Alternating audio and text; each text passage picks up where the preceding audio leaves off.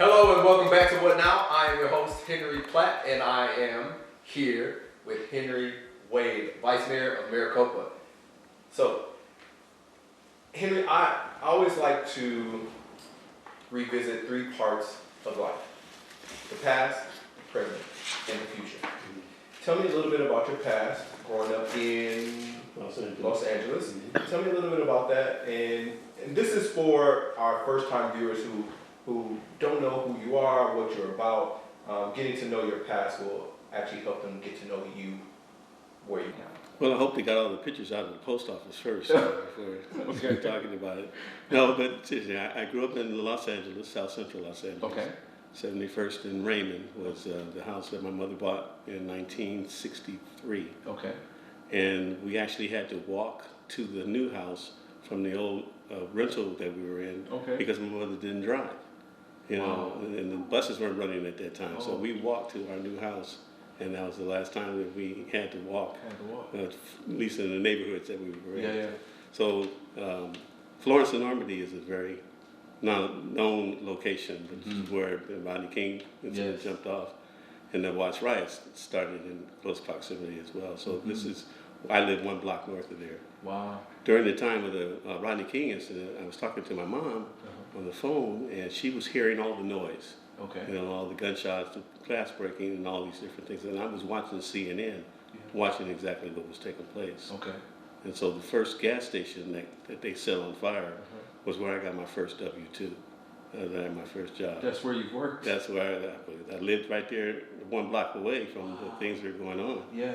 You know, so it was a challenge. Okay. And it was a challenge. I think it was a challenge for my mom more than anything, that she would be able to provide shelter, quality shelter for my sister and I. And she did. God rest her soul, she did. Yeah. She did a great job, you know, at least with my sister. Okay. And then where in that did you get inspired or motivated to go enlist in the Air Force? I knew when I was 16, I knew I was going to join the Air Force, and I had to wait till I graduated from high school, you know, turn 18 and graduate from high school. My mom used to always say, and I appreciate it, and not to be arrogant or anything, but she said I was a born leader. So she would instill that thought in my process. Yes. So we started, I had a real good friend of mine, lived one block north of where we are, the same corner, but one block north. And we started a social club. Okay. And called ourselves Funkadelic Ltd. Okay. You know, so it was you know, boys and girls. Okay. And it was we were at a time where we needed to have safety, protect each other. You know, because we were in areas that were challenging. Yes. In fact, I lost one good friend. His name was Robert Brooks Ballou. Okay. 16 years old. Went to a party with another friend of ours, and the Crips attacked him basically. And when they attacked the other guy, and when they attacked him, Robert came into the fold. Robert's a football player, active dude. And they ended up killing Robert. And so, you know, but Funkadelic got even stronger than that. And today, Funkadelic still exists. No way. Yeah, well, yeah, because they're friends that have 60 years, friendships that are based on our time together. So. And do you guys get together? We do. Now? We do. On the most anniversary we have is the birthday of my sister and myself. Okay. She was born on the 21st of December. I was born on the 22nd of December. Wow. I was first 2 years, by 2 years. But yeah, so yes, we get together, we do different things together. We used to travel to Pasadena for the Rose Parade. Oh, I love that. I cannot believe that the parents will allow us 16, 17-year-olds to drive from Los Angeles to Pasadena and party all night. That's far. So when you come and find out, we had a service for one of our friends that did pass. Okay. And the mothers were there at the time and were saying that we trusted you because you were respectful to our daughters and each other. Yeah. And that is without doubt, that is a way we would operate. Wow. That says a lot about your character. So I got it from people who were good. Yeah. And wanting to teach us the right way. Yeah. Do you see that sort of support system is lacking in our communities now, or is it similar to how you were raised? Wow, that's a good question, Henry. You know, because I believe that, particularly here in Maricopa, I believe that people do want to do the right thing.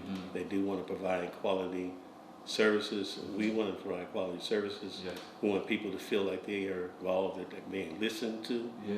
You know, and so I think that part of that comes from my upbringing. You know, that at least that I bring, and I see similar traits with the people on council with me. Okay. The staff that works with the City of Maricopa, outstanding people. You know, I mean, you want something done, and you can get it done in Maricopa. And so I think that means a lot to me. Okay. To have been on that in that board, that city council for the number of years that I have been. And I feel, again, not trying to be arrogant, but I feel like I bring some clarity at times. I bring some etiquette at times. You know, I think that there are times where my presence on board, on the council, means something. You know, I mean something to be able to use that presence with the community that I serve. And to push the community forward. Absolutely. Yeah, Absolutely. I agree. Fun fact, Soul Train. We have something in common.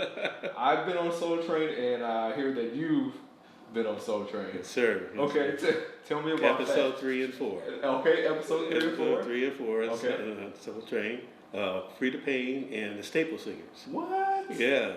I need to shake your hand one more time. It is a pleasure to meet you. How was that? That was awesome, you know, because it was a time for the community to come together, for us to go and show what our community is like in another venue, you know, and so it was outstanding. And had the persons or producers of the program were reaching out to the communities to try to find kids that would dance. They took our whole neighborhood. Wow. You know, and so they brought everybody over, you know, from the community and showed us what they wanted us to do. Okay. And we did it. And so That's awesome. Well, we got the gala coming up. Are you gonna be there doing a little two-step? One thing's for sure, the community of Maricopa knows that I love to dance because I am married to a dancer, and she loves to dance, and I love to dance with her. You know, so it's a far-gone conclusion that it's going to be music. I'm going to be dancing. I'm going to be dancing. Well, I'm going to be right there with you because I love to dance myself. Right so on. That's awesome. Yeah. So we touched on the past. Let's touch a little bit on the present. Right now, you are vice mayor. And what are some of the challenges you're facing right now to actually move the community forward? The challenge that I have at times is, you know, again, we listen, but sometimes people have their own ulterior motives for what they're trying to do. Okay. Either trying to create drama within the community. Yep. We get stopped very often when my wife and I were shopping at Fry's. We get stopped very often for long-term conversation. There was a lady the other day, so, and again, not trying to be arrogant, she says, I just love what you do. Okay. You know, I said, well, thank you, appreciate it. She said, yeah, I do. And then she's a member of the volunteer fire department. She says, and our guys like what you do. I said, well, that's good. Well, that's good. That's You're getting some real-time feedback. Real-time feedback, you know, and telling me what it should. And I get it on the other side as well. I was just going to say, Maricopa's small. You can't hide from everybody. So. Yeah, we get it on the other side as well. You know, and it's all good because they're sharing with us what their needs are. Yeah. And we operate on a level of, yes, we try to provide. Now, sometimes we can't do it. Yeah, sometimes you can't. Sometimes you can't do it, you know, but at least they do believe that we do try. You try, Yeah, we try to get the best. And the fact that you listen, that's, like you said earlier, that's very important that you at least listen to what the challenges they are facing, what the resources that they need. Right. So that's awesome. Yeah, so I retired in, actually last February. Okay. Retired from, work for an organization called Chicanos por la Causa. Okay. Chicanos for the Cause. Yeah, I was the director of housing for that organization. So we would do, I actually was doing the same thing that my wife does on a regular basis, but I had staff, and she's amazing. Okay. Because she doesn't have that staff, she's doing herself, but we had staff and everything.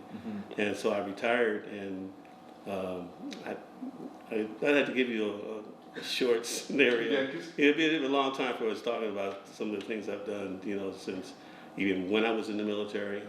In real estate, started a real estate appraisal company. And also when we moved here in Maricopa, and the things we did, we kind of focused in on housing counseling, home buyer education. That's what we did. When we moved here into Maricopa. She still does the same thing. Awesome. But I retired from CPLC, which, it was a good program to work for. Learned a lot. Was able to help a lot of people. The greatest feeling they have is when someone is in need, and you can provide the service to help them to get out of it. And so that is what I think drives me. Awesome. Is knowing that I've done something for somebody that's been beneficial to them. You've mentioned your wife quite a bit, and every time you mention her, your face lights up. So tell me a little bit about your wife and what makes her so special. Well, she is special. My wife is Gail Randolph. Okay. She has a nickname that has been bestowed upon her because of the way she operates and the way she moves. It's called G Money.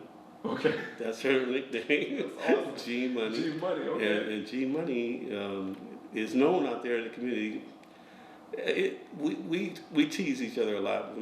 So because I will say, whenever we are in separate places, particularly for me, not because she is particularly for me. I'll walk into a room or go in somewhere and do something, and persons will say, "Well, hey, how you doing, Henry?" And I'm doing fine. Where's Gail?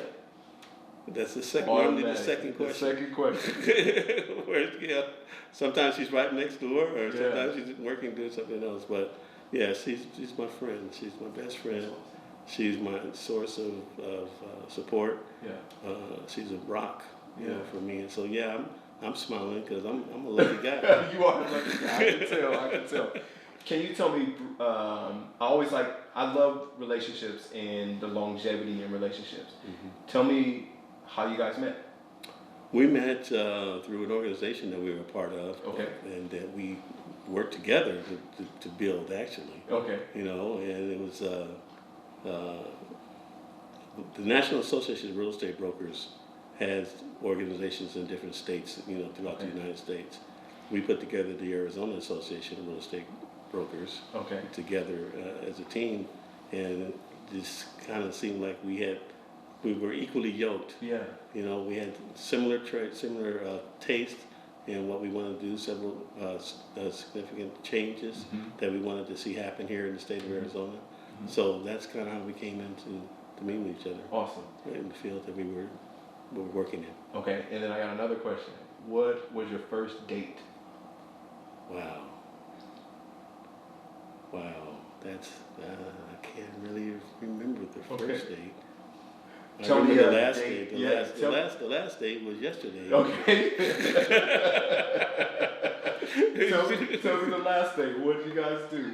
We just spent time together. We were attending the cancer walk yesterday. Oh, awesome. That local community put together. How was that? That was great. It was great. Good turnout. Okay. A lot of fun with the kids. Again, working with the kids always inspires us. That's awesome. Because they bring you drive. They give you life. Yeah, they do. They keep you motivated. Yeah. Well, we're going to take a quick break, Henry. Okay. I'm enjoying this conversation. I love the history and your relationship with your wife. We're going to dive a little bit more into that when we come back. We asked seniors how to prevent Medicare scams. If you get a phone call, do not talk to the person.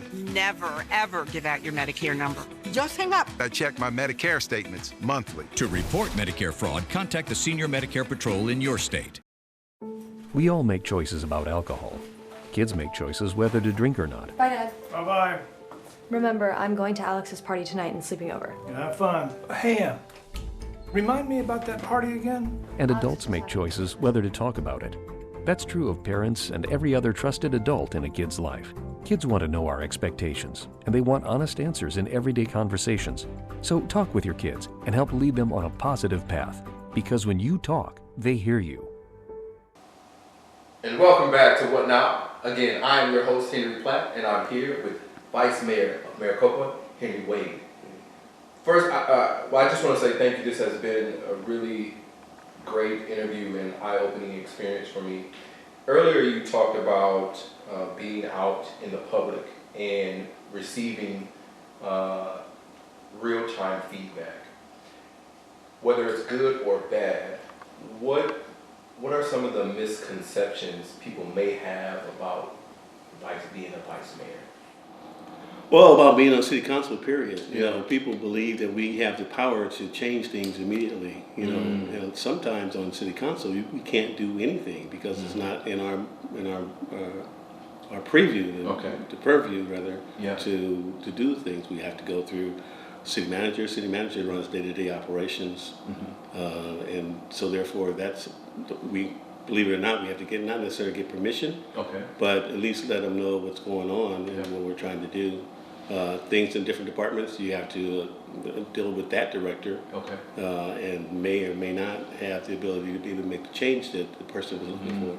So we try to have as much open and transparent leadership as we possibly can. And I think, again, as I said, we work with some good individuals within our city council. They are as energized and ecstatic as I am, I think, to be on city council. And it's just a good fit, if you will. And going towards re-elections now, it's going to be a pretty interesting re-election, or elections will be very interesting overall. And I'm very curious to see how this is going to start panning out. I already believe that there's things that are going to take place, you know, but you know, it is what it is, you know. And as I said, I'm praying for re-election to continue on. I have a couple of things I want to finish. I want to finish primarily things doing with youth. I like to see them have their own facility, not a facility that is built for something else and they use it. You know, I like for them to have their own facility that they can put their heart and soul into and support the youth community. We have a youth city council that I'm working with. I've been working with them for a number of years. Yeah, you said there was the mock. No, that was the mock city council. That was the community. Tell me about that. The mock city council was the community, but I'm talking about the youth council. This is an actual. They're not mock. They're actually real. Yeah, they're real. The real deal. Right, and so you know they put a lot of time and effort into what we're doing.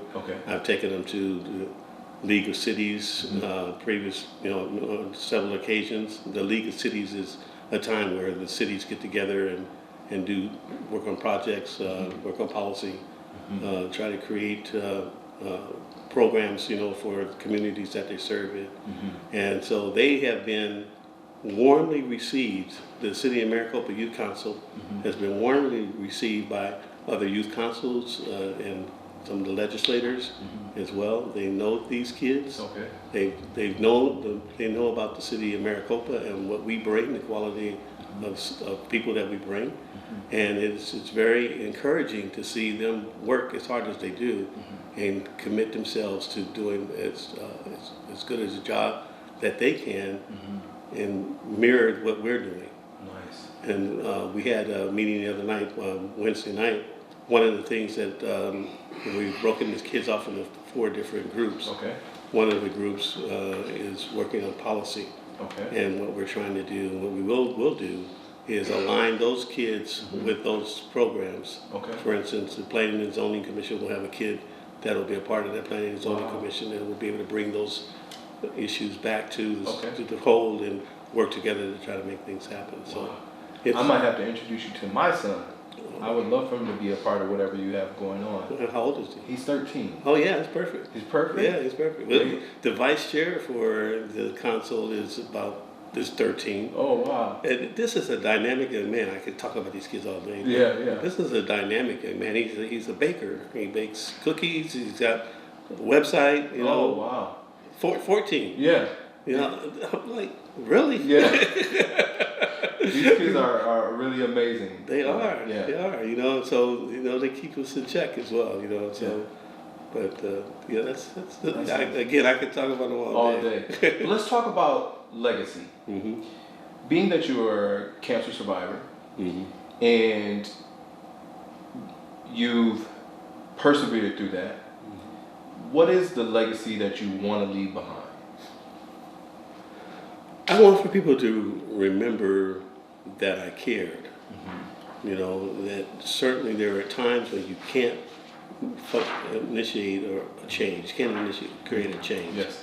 But I cared long enough to try to listen to what the needs were and put forth an effort to try to make it to what that entity or that individual is looking for, or that community is looking for. That's what I'd like to say. At the end of the day, mm-hmm. I'd like for talking about Henry Wade and not just Henry Wade, the city council member or vice mayor. Or the Soul Train dancer. Or the Soul Train dancer. As a father, as a husband, you know, as a president of Funkadelic Ltd. There you go. Yes, sir. You know, I like for people to remember that I care. You know, and I was serious about my caring, and not just because it was something that I thought it was going to benefit me, right, in one way or another.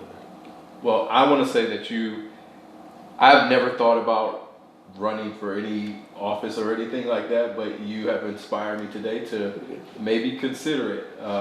So hey, jump in there. You know, I think that everybody's entitled to their opportunity. Yeah. You know, so jump in there. Now, it is a challenge. Mm-hmm. You know, it is a challenge, and there are people who want to take that challenge. I tell them, you know, go for it. Go for it. See what the outcome's going to be. And if it's up against me, I'm going to fight. You're going to fight. That's awesome. That's awesome. Look at it. Well, again, this has been a very eye-opening experience for me, and I believe it will be the same for our viewers out there. And is there any last thing you would like to say? Any last projects you want people to look out for? Is your door open for them to get in contact with you, to stay connected to you? Mm-hmm. What would you like to let them know? Well, yes, my door is open. Mm-hmm. My doors are always open. You know, I'm always willing to have a conversation with someone or to mm-hmm. share my information with them if they have a need. Mm-hmm. You know, so yes, I believe that change comes from within. Mm-hmm. And I think if we focus on the change from within, I think we'll do a good job. And I think as a city, I think Maricopa tries to do that. Mm. You know, and I've been a part of that. And you know, the thing about city government is local. Mm. You know, and so everything that happens in the city government is on a local level. We're not burdened. We're not way out there. We're not burdened with political mm-hmm. signs or anything of that nature. It's all local. Awesome. And so knowing that that's the case and you're working within that realm, I think we'll do well. We'll continue to do well. You'll continue to do well. I agree. Mm-hmm. Well, once again, ladies and gentlemen, this has been our Vice Mayor, Henry Wade. I am your host, Henry Platt. And we really want to just say thank you for tuning in. Thank you for giving us your time. And hopefully you have been inspired to get out into the community and make a difference. Every little bit of time and effort helps. So thank you again for tuning in to What Now?